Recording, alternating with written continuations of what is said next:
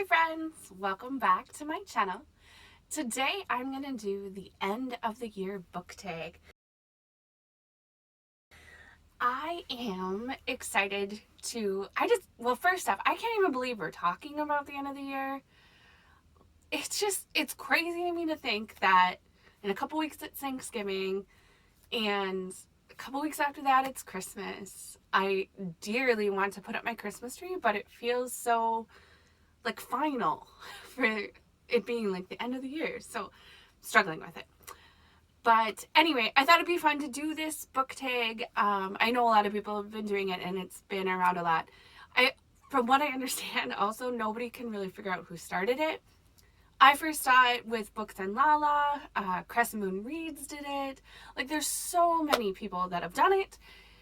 So it looks really fun, but sorry for not being able to say who actually started the tag. I would love to give credit where credit is due. So let's go to the prompts. So the first prompt is, are there any books that you still need to finish this year? Essentially, yes.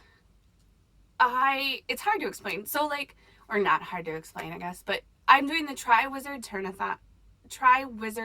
Tournament readathon. So I have 2 more tasks than that to finish. So obviously I need to read those books. Those aren't necessarily set in stone. So that's one thing. And then the other thing is I'm going to do the 'Tis the Season readathon, which I just heard about the last couple days. That one's pretty easygoing, but so I definitely want to do that. There are a couple books that I bought this year that I really would like to fit in. The first one is Let It Snow. It's the compilation with John Green, Maureen Johnson, and Laura Miracle. It is actually a Netflix show. It started, I think, November 8th it came out on Netflix. I'm holding off because I really want to wait till after I reread it and then watch it in December. The next book I really want to finish this year is Ninth House by Leigh Bardugo. I bought this one pretty soon after it was released and it just hasn't gotten into my TBRs. I am planning on reading this for the 3rd task in the Tri-Wizard Tournament, so I should be able to get to this end of November, beginning of December. And then the last one that I bought this year that I really want to get into is The Fountain of Silence by Ruta Sepetys. I'll probably just fit this in somewhere in December. It just sounds amazing. It was my book of the month for November. So I'm really excited to get into this one. It just sounds so wonderful. Like the setting and the romance and the history. So I really would like to get this one done too. And the next question is, do you have an autumnal book to transition to the end of the year? I don't. I do think that eventually, I don't even know where it is. I do think like next year, breaking everything, I would love to start doing pumpkin heads every season because I thought this was so stinking cute. So something like this will be a good transition book for me, but as of now I don't have one. Harmony. Okay, the next one is there any new releases you're still waiting on? I'm gonna put this up on the 22nd, I think. I don't really know my dates yet. So actually, Queen of Nothing would have just released by the time this video goes up on my channel. So I'm super excited for that one. I have to reread Wicked King, or I'd like to, before I get to Queen of Nothing. But I think that's the only one that I'm really waiting on to release this year. The next one is...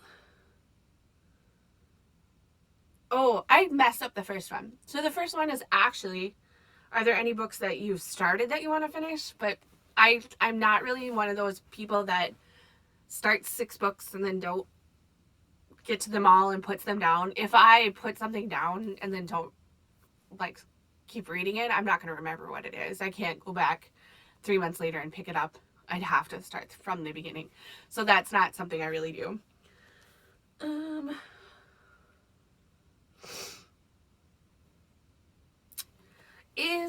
The next one, is there a book that could shock you and still become your favorite book of the year? I am always open to being shocked and loved. I actually have had so many amazing 5-star reads lately because there has been a ton of middle grade reads that I have done for the Believe-a-thon that I've loved. So I'm trying to work even more of those in as I can. So I definitely think that something could shock me and become my new favorite. I do think that this has a very good chance of being one of my most loved for the year. I'm excited to pick through and decide my top 5 for 2019 after I finish reading in 2019. So, because I think I'll be amazed by all the 5-star reads I had, because I do feel like I've had some really good books and books that I've loved and books that have changed my life. That sounds so dramatic, but as a book reader, you know that books open up new worlds.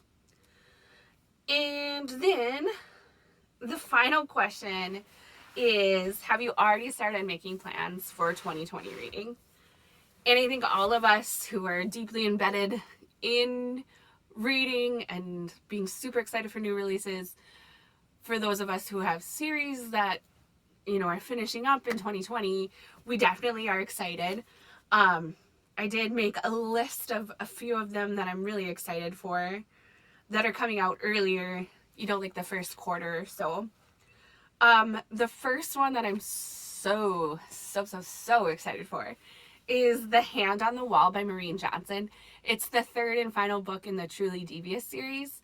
I just found that series in 2019 and I love it. I am a sucker for anything boarding school. Add a mystery into a boarding school, you have my heart. So I cannot wait to reread and finish that series.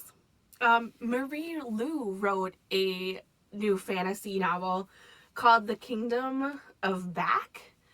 And I just love her work. I have loved pretty much everything she's written. So I'm excited for that one. The Glass Hotel by Emily St. John Mandel. She wrote Station 11, which was such a crazy, like, such wonderfully written book. I would almost, I know that they don't like go together, but I kind of want to reread Station 11 just because I loved it so much. One of Us is Next, which is the sequel to One of Us is Lying. So much fun. Just like completely ridiculous, but so much fun. So I'm super excited for that one. Infinity Sun by Adam Silvera. Definitely like his first foray into the fantasy side. Brothers, it just sounds cool.